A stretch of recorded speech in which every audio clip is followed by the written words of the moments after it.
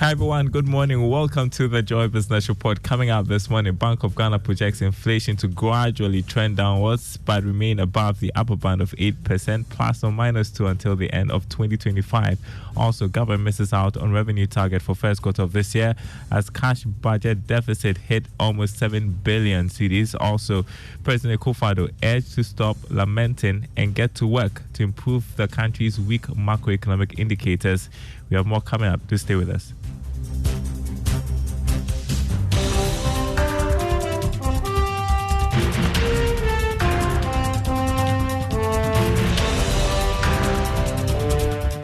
Thanks for staying with us. My name is Daryl Carr. First up, barring any unanticipated shocks, inflation is projected to gradually trend downwards but remain above the upper band of 8% plus or minus 2 until the end of 2025. That's according to the May 2023 Monetary Policy Report by the Bank of Ghana. Here's more. According to the report, risks to the inflation outlook are fairly tilted to the downside, supported by the relative stability in the exchange rate, reduction in ex-palm petroleum prices, alongside base drift effects. This could mute the upward adjustment in administrative prices. Given these considerations, the Monetary Policy Committee decided to maintain the monetary policy rate at 29.5% in May. Headline inflation had already declined significantly by 12.9% between December 2022 and April 2023. However, it surged slightly to 42.2% in May. But the Bank of Ghana believes its latest forecast suggests a disinflationary path on the horizon, supported by the monetary policy tightening, relatively exchange rate stability, and some favorable base drift effects. That was a Business Desk report. Financial economist Professor Godfrey Bokwe has urged President Akufo-Addo and his government to stop lamenting and get to work to improve the country's economic indicators in order to achieve macroeconomic stability. This comes after the president criticized international rating agencies for unfairly and recklessly downgrading sovereign nations. Those are his words, particularly Ghana, during the COVID-19 pandemic and Russia's war on Ukraine. Speaking to Joy Business, Professor Bokwe advised the president to improve the economy. In the last 1.5 years, Ghana has suffered a number of downgrades. So to that extent, we say that yes, the president is spot on, that we have been downgraded quite seriously.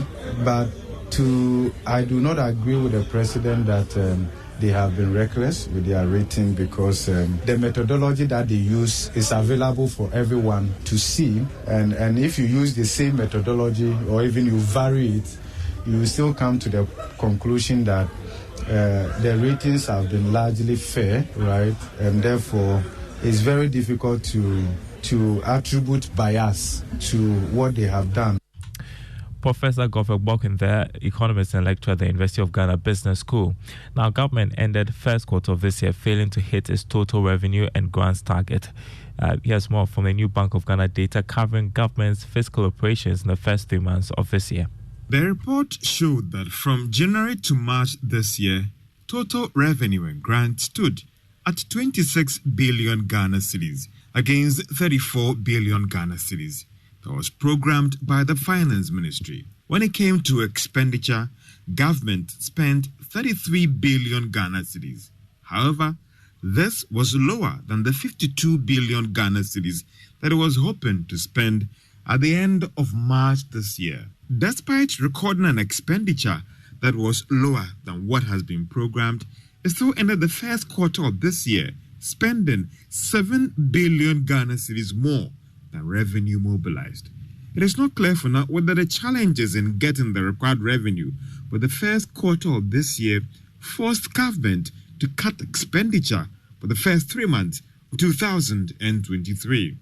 According to the Bank of Ghana, the Finance Ministry is planning to finance the deficit of the domestic market by raising the required taxes and issuing treasury bills. However, some analysts are worried that if this trend should continue for the next half of this year, that would not be good for government when it comes to financing its operations for the rest of this year, and how this will impact on the budget deficit and even the total debt stock by the end of this year.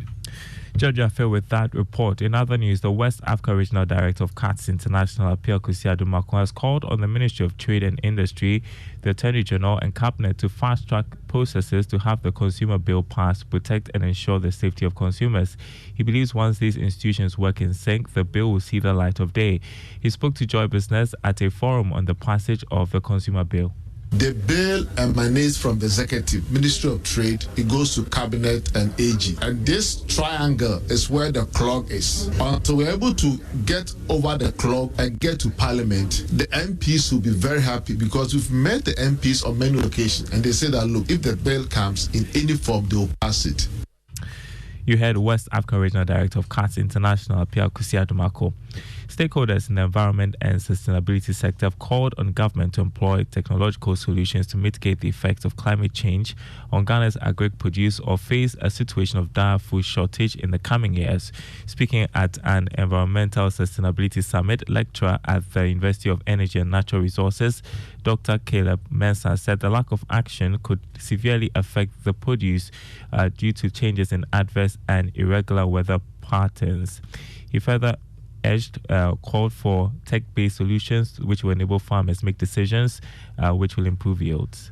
In precision farming, you need to collect data. That's where artificial intelligence systems could be employed here. The use of drones, the use of this big data, that's the remote sensed data, that's the geospatial data. At least it's able to give a very wide coverage over the farms, and we are able to know whereby the impacts are very severe, and even how we are able to use some of these fertilizers where we are supposed to use the amount. All of these with the use of these innovations in precision farming, we're able to determine that because at least the farmer is able to make well-informed decisions.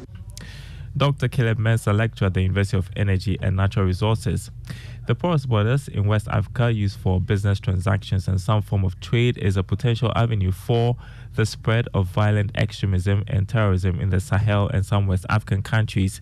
This is a growing phenomenon which must be checked before it escalates to disrupt investment opportunities in other peaceful coastal countries like Ghana.